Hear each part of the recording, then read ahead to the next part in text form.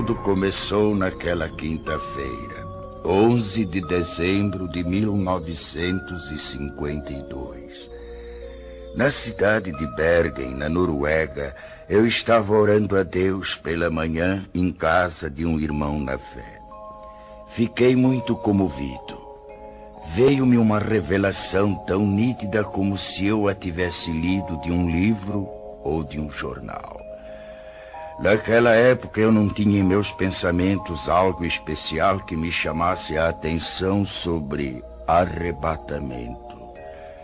Naquele momento senti que deveria escrever o que estava presenciando, mas quase não a considerei como revelação de Deus. Pensava tratar-se de um fruto de minha própria imaginação. Procurei esquecer escapando aqueles pensamentos, mas faltou-me tranquilidade. E para resolver o dilema, orei a Deus. Senhor, não posso me lembrar de tudo, mas se for de tua vontade, revela-me novamente e eu publicarei esse acontecimento.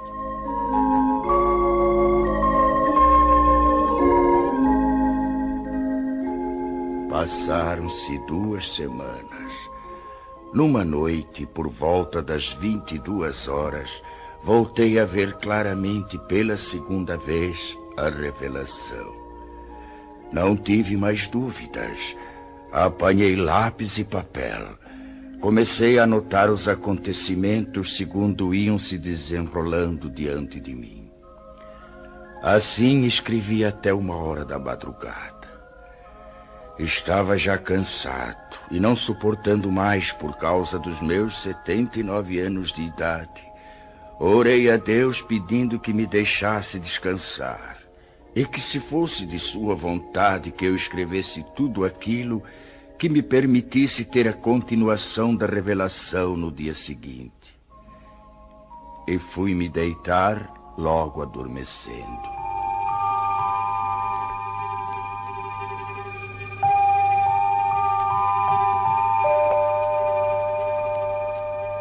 Por uma noite, depois de uma semana, como nas vezes anteriores, veio a mim o restante da revelação, começando exatamente onde havia sido interrompida. Esta é a descrição de como veio a mim a revelação de Deus. Espero possa ela despertar mais almas para se dirigirem a Deus, antes de soar a última trombeta.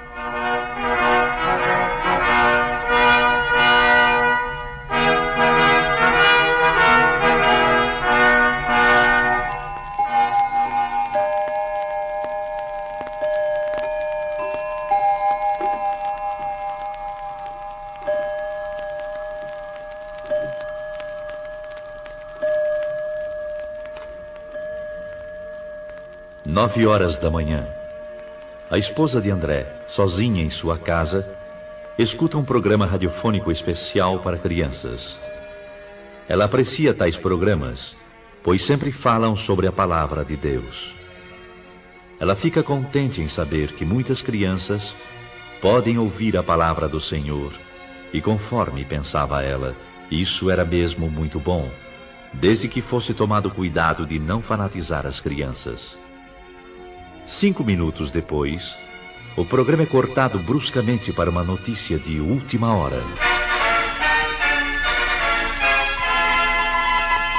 Interrompemos as nossas transmissões para informar que recebemos de Oslo, nossa capital, notícias urgentes de que a cidade se encontra em pânico. E atenção para mais este informe. Oslo, urgente. Informa-se da central de polícia que algo misterioso aconteceu. Não se pode calcular o número de pessoas, tanto menores como de adultos, que desapareceram de repente sem deixar o mínimo vestígio para as autoridades. A nossa polícia não está podendo explicar o porquê desse acontecimento, nem sobre os desaparecidos. Trata-se de um número incalculável e solicita que em cada família, onde se note a falta de alguém, seja feita notificação urgente ao posto policial mais próximo, dando minúcias e circunstâncias ligadas ao desaparecimento para se facilitar o trabalho das autoridades, a fim de que possam desvendar este mistério. Mais este informe ainda. Oslo, urgentíssimo. À medida que passam os minutos, surgem novas notícias, cada uma mais extraordinária do que as outras. Da praça central desta cidade, muitos comerciantes, em meio aos seus afazeres, servindo a freguesia, desapareceram.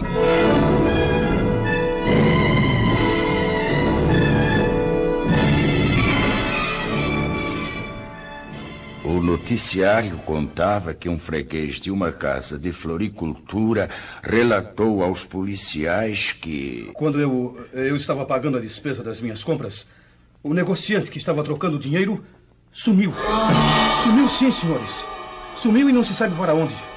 Eu notei apenas que ouvi umas palavras semelhantes a... Glória a Jesus! Glória a Jesus! Glória a Jesus! Então eu não vi mais o negociante. Eu cheguei a esfregar os olhos. Aquilo era inacreditável. Tudo então parecia só uma leve neblina. Mas eu não tinha mais nada para ver.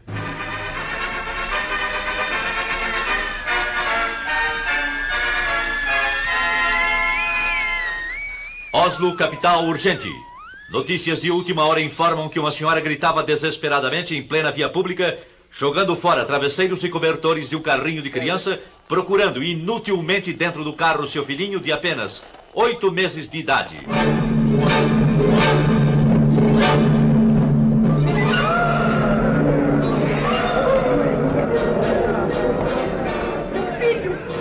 Meu filhinho! Onde está ele?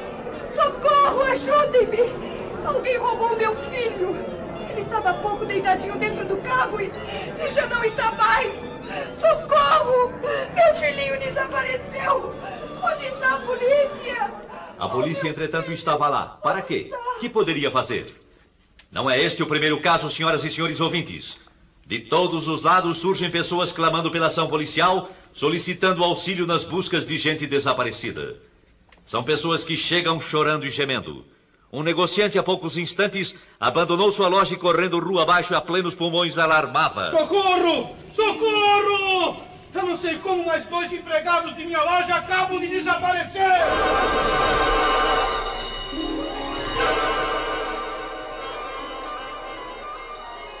São alarmantes, senhoras e senhores ouvintes, as notícias que, além de Oslo, nossa capital, chegam também de Estocolmo, capital da Suécia, e também de Copenhague, na Dinamarca, e de Helsinki, capital da Finlândia.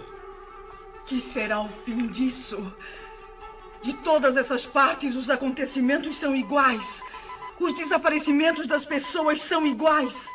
E de todo o interior do país, chegam as mesmas indagações. O que é isso?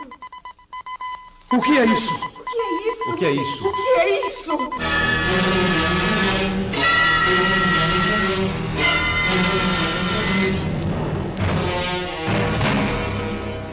A esposa do Sr. André, impressionada com tais acontecimentos, pergunta-se, temerosa e aflita: Pode ser isto que está acontecendo? Oh, Senhor Deus, ajuda-me a compreender. Resoluta, vai à porta da rua de sua casa. Olha preocupada para fora. Tudo na vizinhança sempre foi calmo. Nem bem chegou ali, e então... Ruth! Ruth! O que se passa? Mas aquela é a senhora Hallam, que vem vindo desesperada chamar pela Ruth.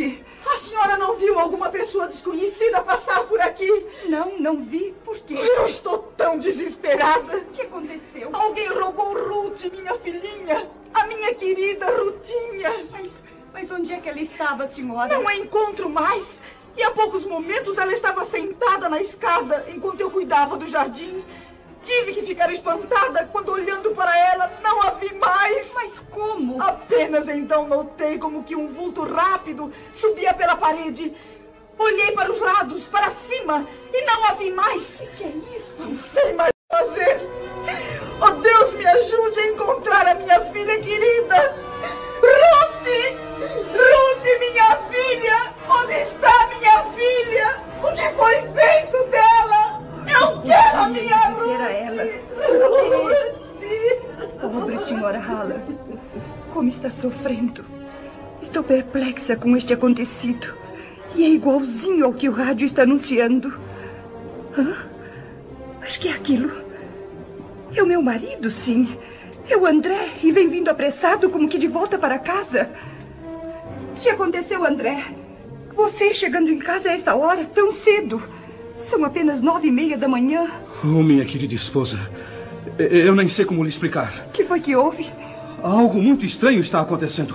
Muito estranho? É, lá na oficina a confusão é geral. Por quê? Ninguém entende mais nada. De um momento para o outro, alguns colegas desapareceram. O quê? Como se tivesse combinado, entende? Desapareceram sem nenhum aviso. As máquinas estão paradas. O que é isto, meu Deus? Como é que pode, André? Nós pensamos primeiramente em tratar-se de algum desastre. E então começamos a procurar pelos colegas. E nada? Não encontramos nem vestígios deles. Absolutamente nada, André. Absolutamente. E enquanto estávamos a nos entreolhar uns para os outros, ficamos espantados. Quem? Com o que, André? Um dos colegas nossos começou a gritar e a chorar. Era justamente aquele companheiro que sempre dizia ser crente em Jesus e ia constantemente à igreja. O que é que ele dizia? Falava desta maneira: agora sim. Agora foi. Já não há mais jeito. Ah, como é triste. O que farei agora? Foi Jesus.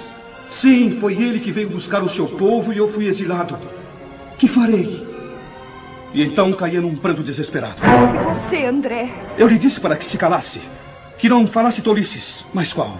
Ele continuou a gritar e eram horríveis os seus gritos. É inacreditável. Enquanto ele continuava a gritar, tivemos a nossa atenção voltada para os outros que ficaram nas mesmas condições. E exatamente por esse motivo, nós deixamos o serviço e agora estamos aguardando notícias.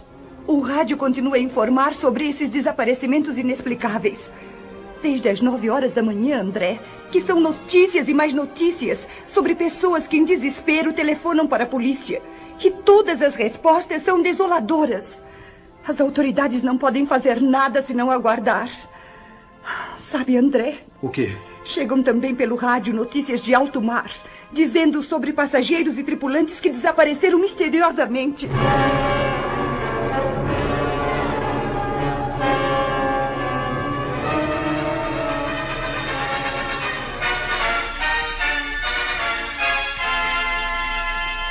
Notícias de última hora. Da maternidade desapareceram todas as crianças recém-nascidas. As mães destas crianças gemem de dor e tristeza e espanto.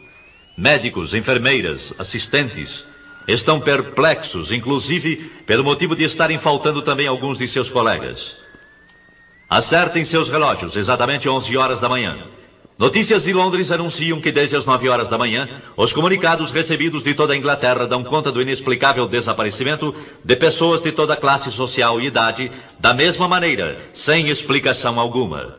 Sabe-se em todo esse mistério que diversos pastores e sacerdotes chamaram os membros de suas igrejas e notaram que os que desapareceram eram justamente os mais piedosos e obedientes a Deus, os mais fiéis nas suas orações, os que dificilmente faltavam aos cultos. Um dos pastores, entre os mais conhecidos de grande igreja, expediu um comunicado convocando todos os seus auxiliares para uma reunião que deverá ser realizada ainda nesta noite. Já são passadas mais de 3h30 desde a primeira notícia deste estranho acontecimento mundial. Dos lugares mais distantes chegam as mesmas notícias. A que mais chamou atenção é a que veio lá da Coreia. Também da Coreia? E qual é? Lá se calcula centenas de milhares de desaparecidos. E entre eles, muitos militares das Forças Unidas.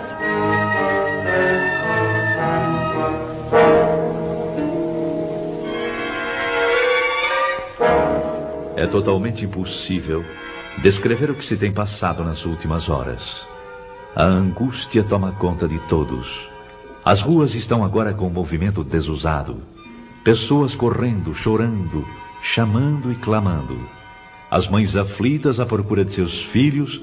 E no meio destes clamores também há os que zombam e amaldiçoam a Deus e aos próprios homens. Um senhor correndo com os punhos levantados gritava: Cuidado, gente! Cuidado! Ele vem nos pegar um por um!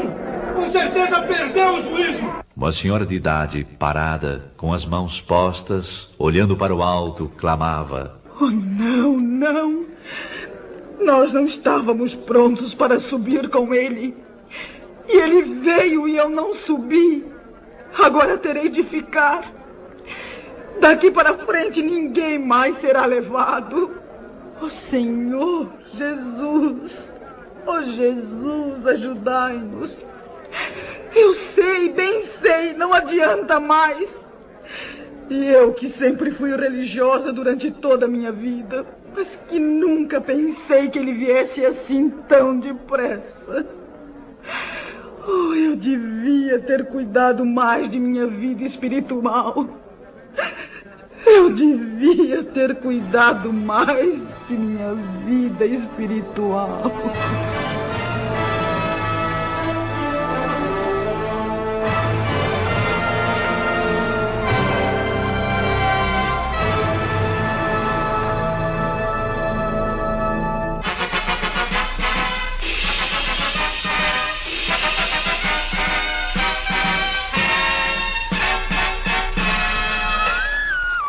Com informações recém-chegadas, informamos às senhoras e senhores ouvintes que das estradas de ferro chegam-nos notícias de que não houve propriamente nenhum desastre, mas são muitas as composições paradas, algumas até sem os seus respectivos condutores. Todas as buscas feitas têm resultado em vão. Há também passageiros que desapareceram. É o mesmo nas estradas de rodagem. Alguns jornais da tarde não entraram em circulação.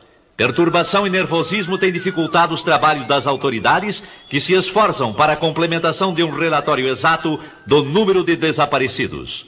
Cientistas reunidos e meteorologistas trabalham sem repouso, procurando elucidar o mistério, segundo seus conhecimentos e experiências. Voltaremos a qualquer instante com a edição extraordinária que se fizer necessária.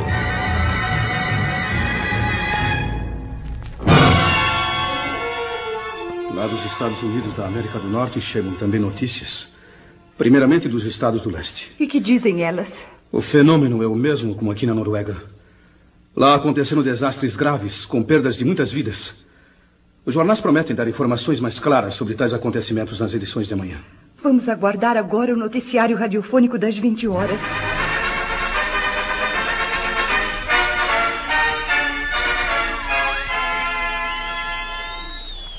Nossa emissão pode informar agora que a catástrofe se manifestou exatamente na mesma hora em todo o mundo.